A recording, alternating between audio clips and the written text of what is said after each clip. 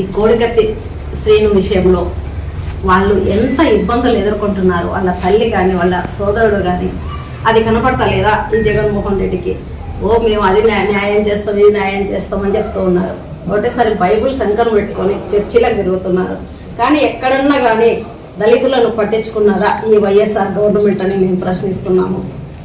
ఒక్క శ్రీను విషయంలోనే ఎంత అన్యాయం చేస్తున్నారంటే 5 సంవత్సరాల కాలమైంది, ఇంతవరకు నువ్వు ఒక్కరోజుగానే కోర్టుకు వెళ్ళింది లేదు, ఆ అబ్బాయి ఏమైనాడని కానీ చూసింది లేదు. ఆ అబ్బాయిని ప్రణంగా పెట్టుకొని నువ్వు ఒక్కసారిగా జగన్మోహన్ రెడ్డి నీవు ముఖ్యమంత్రి అయ్యి కుర్చీలో కూర్చున్నావు, కాకపోతే నీకు ఎవరూ దళితులు కనపడతలేరు. ఇది ఎంతవరకు న్యాయం అని ప్రతి ఒక్క దళితుడు ప్రశ్నిస్తూ ఉన్నాడు. ఎక్కడ న్యాయం జరుగుతుంది, ఎవరికి ఏ అన్యాయం జరిగినా అది ఈ జగన్మోహన్ రెడ్డి గవర్నమెంట్లోనే జరుగుతుంది. వాళ్ళ ఎమ్మెల్యేలు, ఎంపీలు, మరి చిన్న చిన్న పదవులు చేసుకునే వాళ్ళు కానీ దౌర్జన్యాలకు, దోపిడీలకు పాల్పడుతూ ఉన్నారు. దళితులను చాలా ఇబ్బందులకు గురి చేస్తూ ఉన్నారు. ఈ వైఎస్ఆర్ గవర్నమెంట్ త్వరలోనే బుద్ధి చెప్పే కాలం త్వరలోనే ఉంది. అలాగే వాళ్ళ తల్లి గారు సావిత్రమ్మ గారు, వాళ్ళ సోదరుడు సుబ్బరాయుడు మన నిరాహార దీక్ష చేపట్టారు. వాళ్ళకి ఏదైనా జరిగితే కానీ ఈ వైఎస్ఆర్ గవర్నమెంట్ను వదిలిపెట్టే ప్రసక్తే లేదు. ప్రతి ఒక్క మహిళ ఒక తల్లిగా వాళ్ళందరికీ సపోర్టుగా ఉంటుంది. అలాగే తెలుగుదేశం గవర్నమెంట్ సపోర్టుగా ఉంది. వీళ్లకు ఏదైనా అయితే కానీ నీకు త్వరలోనే బుద్ధి చెప్పే రోజులు చాలా దగ్గరలోనే ఉన్నాయి. నువ్వు అది గుర్తించుకొని ఈ పాలన త్వరలోనే ముగింపు పలికే రోజు త్వరలోనే ఉంది. నువ్వు అది గుర్తించుకుంటే బాగుంటుంది. నీవు ఎవరికి ఏ న్యాయం చేశానని ఇప్పుడు కొత్తగా మళ్ళీ ఏదో అది ఇది చేసుకుంటూ వస్తున్నావు. అలాగే అంబేద్కర్ విగ్రహం విషయం, ఇప్పుడు ఎలక్షన్లు దగ్గరకు వచ్చినాయని అంబేద్కర్ విగ్రహాన్ని ఏర్పాటు చేస్తూ ఉన్నావు. నీవు ఏం చేశావు? అంబేద్కర్ రాజ్యాంగం ఎక్కడైనా నువ్వు పాటించావా? నీ సొంత రాజ్యాంగాన్ని సృష్టించుకున్నావు. ఇది వైఎస్ఆర్ రాజ్యాంగం అని ఒక పేరు వచ్చింది. అది నువ్వు ముందు అది చూసుకోవాలి జగన్మోహన్ రెడ్డి. దళితులు అందరూ ఎంత ఇబ్బందులు ఎదుర్కొంటున్నారు, వాళ్ళకి ఏదో నువ్వు భిక్ష వేస్తున్నావు అనే ఒక ఆలోచన, తప్పుడు ఆలోచన చేస్తూ ఉన్నావు. అది ఎవ్వరూ తీసుకోవట్లేదు. నువ్వు వేసిన భిక్ష అదే మీ జోబిలో నుంచి ఇవ్వట్లేదు. గవర్నమెంట్ను దోపిడీ చేస్తూ ఏదో పెద్ద నేను సాయం చేస్తున్నా, నేను అవి చేస్తున్నా, ఇది చేస్తున్నా అని చెప్తూ ఉన్నావు. అది ప్రతి ఒక్కరు గమనిస్తూ ఉన్నారు. ఇప్పుడు అందరూ సోషల్ మీడియా ఏం జరుగుతుంది అని ప్రతి ఒక్కరు చూస్తూ ఉన్నారు. నీకు బుద్ధి చెప్పే రోజులు చాలా త్వరలోనే ఉన్నాయి. కోడికత్తి శ్రీను కేసు రాష్ట్ర వ్యాప్తంగా మనందరికీ తెలిసిందే. జగన్మోహన్ రెడ్డి సానుభూతి సంపాదించడానికి ఒక దళిత యువకుడిని పావుగా చేసుకుని అతని జీవితంతో చెలగాటమాడుతున్నాడు. మర్డర్ చేసిన వాళ్ళు కూడా శిక్ష పూర్తి చేసుకొని బయటకు వస్తారు ఈ టయానికి. అలాంటిది అసలు బెయిల్ కూడా నిరాకరించి ఒక దళిత యువకుడిని జైల్లో పెట్టి బెయిల్ని కూడా నిరాకరించడం మనం అంతా చూస్తున్నాం. ఈరోజు కోడికత్తి శ్రీను తల్లి సావిత్రమ్మ, అతని సోదరుడు సుబ్బరాజు గారు ఆమరణ నిరాహార దీక్ష కూర్చున్నారు.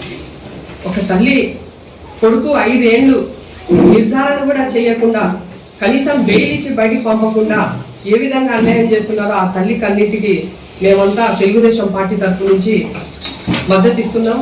ఖచ్చితంగా కోడికత్తి శ్రీనికి బెయిల్ ఇవ్వాలా. ఈ జగన్మోహన్ రెడ్డి నోటీసులు, సిట్ అధికారులు నోటీసులు జారీ చేస్తే కూడా దాన్ని స్పందించకుండా ఈయనకు కోర్టుకు వెళ్లే తీరిక కూడా లేదంటూ తప్పించుకొని తిరగడం చూస్తుంటే కోడికత్తి శ్రీను బయటకు వచ్చిన తర్వాత విషయాన్ని బయటపడితే ఈయన గుట్టు రట్టవుతుందనే దురుద్దేశంతోనే కోడికత్తి శ్రీనుకి బలవంతంగా జైలు రుద్దడం జరుగుతాము. ఆ రోజు సిపి గారు, వైజాగ్ సిపి గారు చెప్పారు, లడ్డా గారు చెప్పారు, దీంట్లో ఎలాంటి కుట్ర లేదు, కేవలం ఇది అతను ఒక్కడే చేస్తానని చెప్తే కూడా దీన్ని ఆయన కావాలనే కుట్ర ఉద్దేశంతో అతన్ని లోపల పెట్టడం జరిగింది. ఆ రోజు జరిగినప్పుడు వీళ్ళ ఎంపీలు ఎమ్మెల్యేలు చాలా మంది హోమ్ మినిస్టర్ దగ్గర, central home minister Rajnath Singh దగ్గరికి వెళ్ళి మాకు స్టేట్ గవర్నమెంట్ మీద నమ్మకం లేదు, స్టేట్ గవర్నమెంట్ లో విచారణ చేస్తే న్యాయం జరగదు, మీరు కేంద్ర స్థాయిలో ఎన్ఐకి ఇవ్వండి, ఈ కేసు మాకు విచారణ జరిపించడానికి కాలు పట్టుకున్న మీరు ఈరోజు ఆ కేసుని ఎందుకు మూలదొక్కుతున్నారు, ఎందుకు అనగదొక్కుతున్నారు, ఎందుకు విచారణకు డిమాండ్ చేయడం లేదని మేము అడుగుతా ఉన్నాం.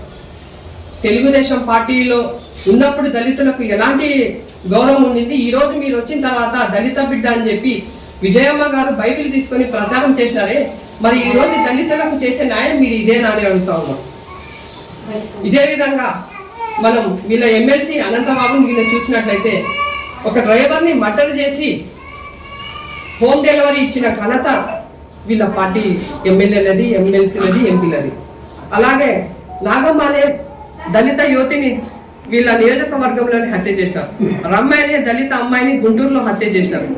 ఒక యువకుడు తప్పు చేసినందుకు పోలీస్ స్టేషన్లో శిరోముండనం చేసిన ఘనత ఈ వైఎస్ఆర్ పార్టీని. మాస్కులు అడిగినాడని ఒక అధికారిని, సుధాకర్ దళిత అధికారిని, డాక్టర్ గారిని చేతులు విడిచి పిచ్చోడని ముద్ర చేసి చంపిన ఘనత ఈ వైసీపీ వాళ్ళది. పేరుకు దళితులమని చెప్పుకుంటూ దళితులకు ఏ పక్క కూడా న్యాయం చేయకుండా ఈ విధంగా చేయడాన్ని మేము తీవ్రంగా ఖండిస్తున్నాం. ఈరోజు నేనేదో దళిత పక్షపాతిని, నేను బాబాసాహెబ్ అంబేద్కర్ మార్గదర్శనంలో నడిచేవాడిని అని చెప్పి ఈరోజు మళ్ళీ ఓటు దగ్గరకు వచ్చినప్పుడు అంబేద్కర్ గారి విగ్రహాన్ని పెట్టడం చూస్తుంటే సిగ్గనిపిస్తుంది. మీరు అధికారంలోకి వచ్చినప్పటి నుంచి అంబేద్కర్ గారి ఆశయాన్ని ఎప్పుడో తుంగలగొట్టినారు.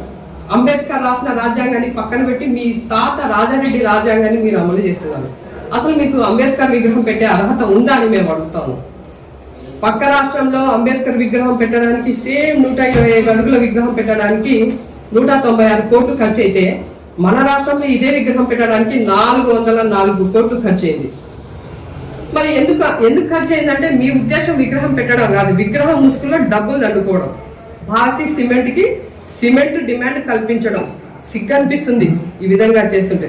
ఫస్ట్ దళితులకి గౌరవించండి, దళితులకు న్యాయం చేయండి, దళితులకు న్యాయం చేసిన తర్వాత మీరు అంబేద్కర్ విగ్రహాన్ని పెట్టండి అని మేము ఈ విధంగా డిమాండ్ చేస్తున్నాం.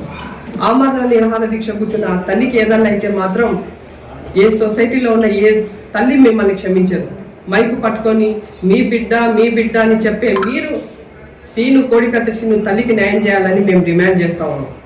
ఇదే విధంగా మీరు ఉన్నట్టుంటే రాబోయే రోజుల్లో తెలుగుదేశం పార్టీ నుంచి ఆ తల్లికి మద్దతుగా మేము భారీ ఎత్తున ఉద్యమాన్ని చేపడతామని మీకు హెచ్చరిస్తూ మీరు వెంటనే కోర్టుకు హాజరు కావాలా, కోర్టుకు హాజరు కాండి, కోడికత్తి శ్రీనుకి బెయిల్ ఇప్పించాలని మిమ్మల్ని డిమాండ్ చేస్తూ తెలుగుదేశం పార్టీ నుంచి మేము డిమాండ్ చేస్తాము. నా పేరు షేక్ ముంతాజ్, కర్నూలు పార్లమెంట్ మహిళా అధ్యక్షుడు.